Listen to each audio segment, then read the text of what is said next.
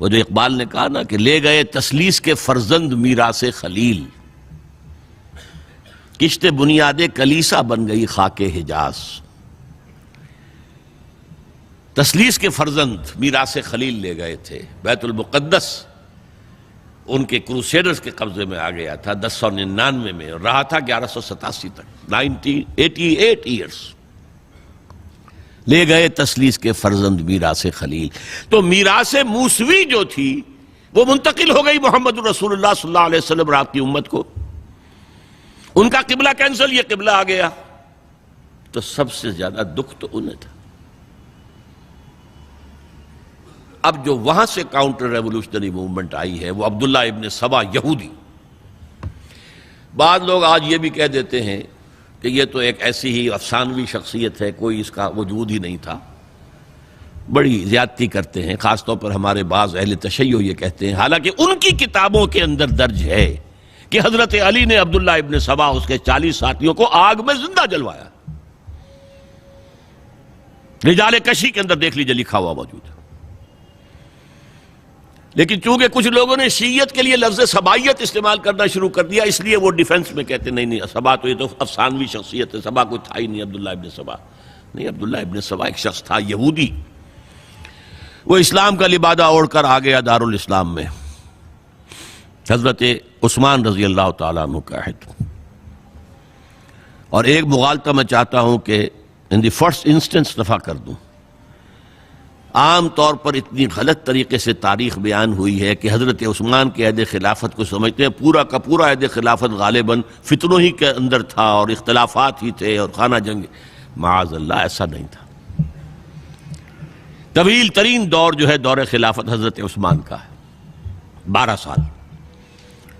حضرت ابوبکر کے 2.5 سال، حضرت عمر کے 10 سال، دونوں کو جمع کریں گے تو عثمان کا، اور اس میں 10 سال بالکل اسی شان کے ہیں جو حضرت عمر کے خلافت کے شان ہیں، کوئی اختلاف نہیں۔ اور فتوحات کا دائرہ بڑھتا چلا جا رہا ہے، تھمتا نہ تھا کسی سے سیل رواں ہمارا۔ اس کے آخری ایام میں یہ شخص آیا اور اس نے ایک تو یہ کیا کہ پرانی جو قبائلی عصبیت تھی اس کو زندہ کیا۔ خلافت تو بنو ہاشم کا حق ہے، محمد ہاشمی تھے صلی اللہ علیہ وسلم۔ ہاؤ کم یہ ایک بنو امیہ کا شخص کیسے بیٹھا ہے؟ دیکھیے اس شخص نے کتنا انتظار کیا۔ حضرت ابوبکر بنو امیہ میں سے نہیں تھے، لہذا یہ فتنہ اس کے خلاف نہیں ہو سکتا تھا، کیونکہ چشمک جو تھی وہ بنو امیہ اور بنو ہاشم کی تھی، بڑی پرانی تھی۔ یہ بڑے برابر کے یہ دو کلینز جو تھے مد مقابل تھے ایک دوسرے کے، باقی چھوٹے قبیلے تھے، بنو تیم ہیں، بنو عدی ہیں، لیکن مقابلہ تھا بنو امیہ اور بنو ہاشم کا۔ حضرت ابوبکر بنو تیم میں سے، حضرت عمر بنو عدی میں سے، بنو امیہ میں سے حضرت عثمان۔ اب اس کو موقع ملا، اب آیا یہ اموی، یہ بن گیا۔ یہ سب غاصب ہیں، ابوبکر بھی، عمر بھی، عثمان بھی۔ خلافت پہلے دن سے علی کی ہے اور اس کو ملنی چاہیے۔ اس سے آگے بڑھ کر، اور علی تو خدا ہے، انکارنیٹ، گاڈ انکارنیٹ، یہ اس کا عقیدہ جو اس نے پھیلایا۔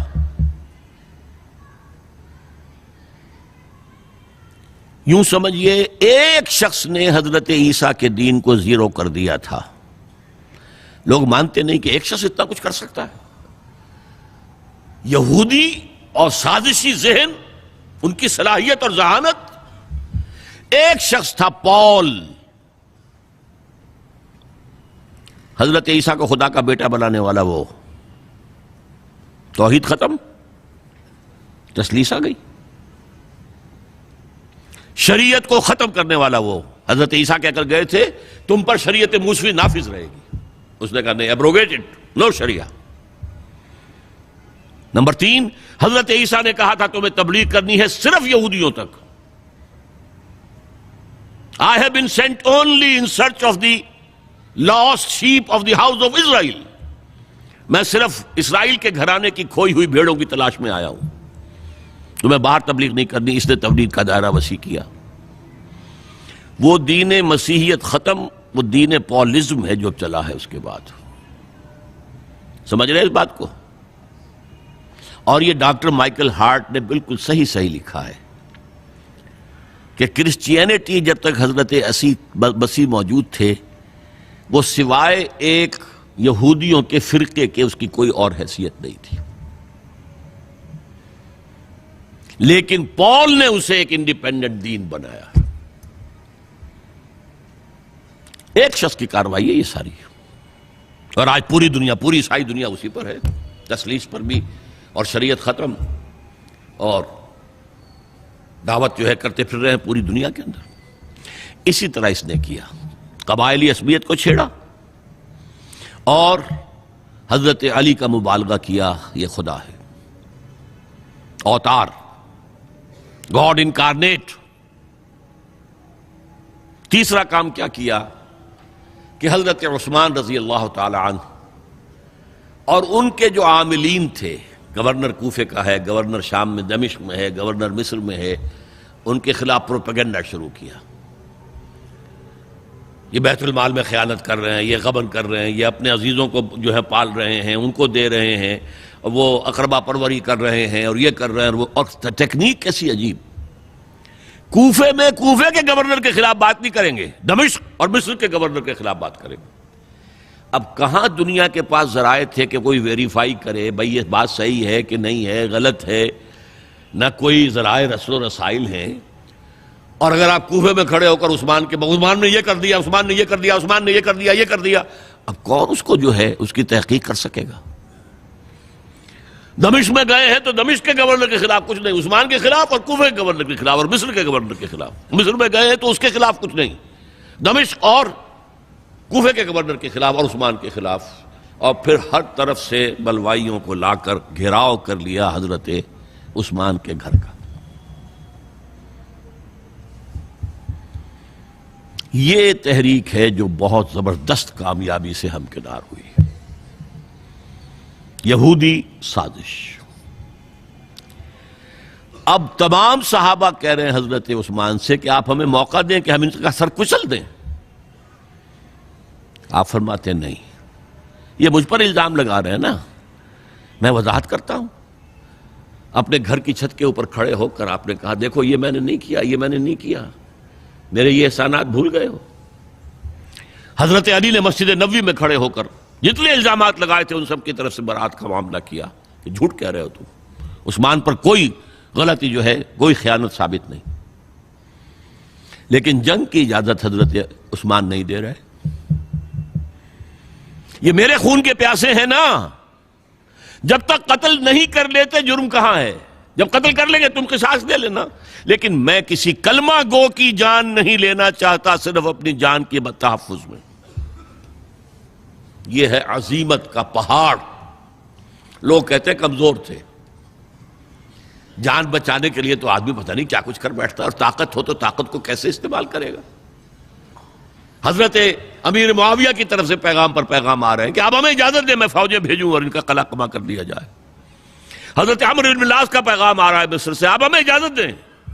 طلحہ، زبیر، علی اجازت مانگ رہے ہیں مدینے کے اندر، آپ اجازت دیں کہ ہم جنگ کریں ان سے. نہیں. آخر کار حضرت علی نے دونوں بیٹوں کو، حضرات حسنین، حضرت حسن، حضرت حسین، دروازے پر کھڑا کر دیا. پہرے دار حضرت عثمان کے، حضرت حسن، حضرت حسین کہ کوئی گھر میں داخل نہ ہونے پائے. پچھواڑے سے آئے ہیں اور شہید کیا ہے. میرے نزدیک تاریخ کی مظلوم ترین شہادت بمانی مقتول فی سبیل اللہ وہ حضرت عثمان ہے. بلکہ میں جرات کر رہا ہوں ذرا، آپ کو معلوم ہے علامہ اقبال سے مجھے کتنا تعلق قلبی ہے. میں نے ان کے ایک شعر میں ترمیم کی ہے، میں سمجھتا ہوں انہوں نے صحیح نہیں کہا. غریب و سادہ اور رنگی ہے داستان حرم، نہایت اس کی حسین ابتدا ہے اسماعیل. حضرت اسماعیل کو اللہ تعالیٰ کے حکم سے حضرت ابراہیم ذبح کر رہے تھے نا، اور حضرت حسین ذبح کر دیے گئے. تو گویا کہ ابتدا جس کی ہوئی تھی حضرت اسماعیل سے، اس کی انتہا حسین پر ہوئی۔ میں کہتا ہوں بالکل غلط۔ ان کو ذبح کر رہا تھا خلیل اللہ، اور ان کو قتل کر رہے ہیں یزیدی اور زیادی اور کوفی۔ کوئی تقابل ہے؟ وہ قتل نہیں ہوئے، یہ قتل ہو گئے۔ انہوں نے پیشانی خود رکھ دی۔ یہاں تو حضرت عثمان لڑتے ہوئے، حضرت حسین لڑتے ہوئے شہید ہوئے۔ کون سی چیز مشترک ہے؟ ایک مصرے میں جمع کر دیا ہے، صنعت لفظی تو آپ کہتے ہیں اس کو، لیکن کیا مشترک کیا چیز ہے؟ اور میں نے امید ہے علامہ اقبال سے ملاقات ہوگی اگر آخرت میں، تو وہ میری اس بات کو تسلیم کریں گے۔ میں نے اس شعر کا دوسرا جو مصرع ہے بدلا ہے، نہایت اس کی ہے عثمان، ابتدا حابیل۔ حابیل جنہوں نے کہا تھا بھائی جان آپ مجھے قتل کرنے کے لیے ہاتھ اٹھائیں گے تو میں اپنا ہاتھ نہیں اٹھاؤں گا آپ کو قتل کرنے کے لیے۔ عثمان نے کہا کہ میں نہیں کسی کو قتل کروں گا، کسی کلمہ گو کو، جو مجھے قتل کر دیں گے پھر ان سے قصاص لے لیں۔ عثمان کے پاس لاکھوں کی فوجیں، سٹینڈنگ آرمیز، پھر بھی انہوں نے اپنی جان دے دی۔ حضرت حسین بہرحال جتنے بھی افراد تھے بہادری سے، شجاعت سے لڑتے ہوئے شہید ہوئے، اس میں کوئی شک نہیں، لیکن لڑتے ہوئے شہید ہوئے نا۔ حابیل کی طرح یہ تو نہیں کہا کہ تم مجھے کرتے ہو تو کر دو، میں تو تمہیں قتل نہیں کروں گا، نہیں۔ بہرحال یہ جو تھا فتنہ، اس کو کہا ہے اور اس کو کتاب میں لکھا گیا، باقاعدہ ایک تصنیف ہے، الفتنۃ الکبریٰ، عظیم ترین فتنہ، حضرت عثمان کی شہادت۔ اس وقت عبداللہ ابن سلام رضی اللہ تعالی عنہ، ایک یہودی عالم دین تھے جو اسلام لے آئے تھے، انہوں نے کہا تھا لوگو ڈرو، عثمان کے خون کا نہ بہانا۔ میں جانتا ہوں تاریخ بنی اسرائیل کی، اگر کبھی کوئی نبی جو ہے اگر شہید کیا گیا تو 70,000 آدمی اس کے بعد مارے گئے اللہ تعالی کی طرف سے، اور نبی کا اگر کوئی خلیفہ قتل کیا گیا تو 35,000 آدمی مارا گیا ہے۔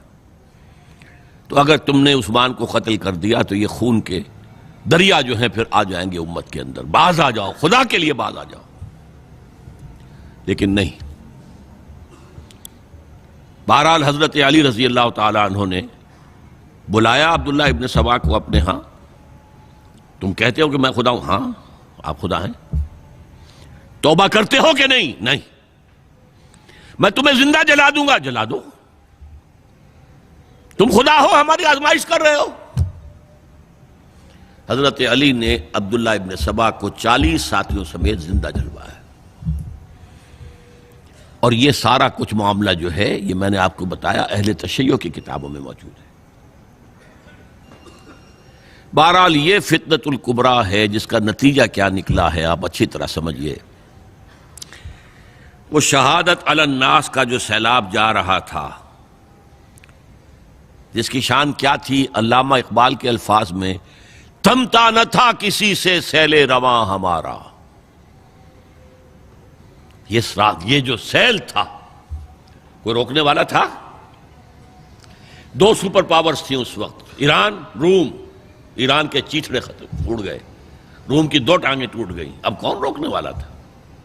یہ انٹرنل سیبوٹاج ہے۔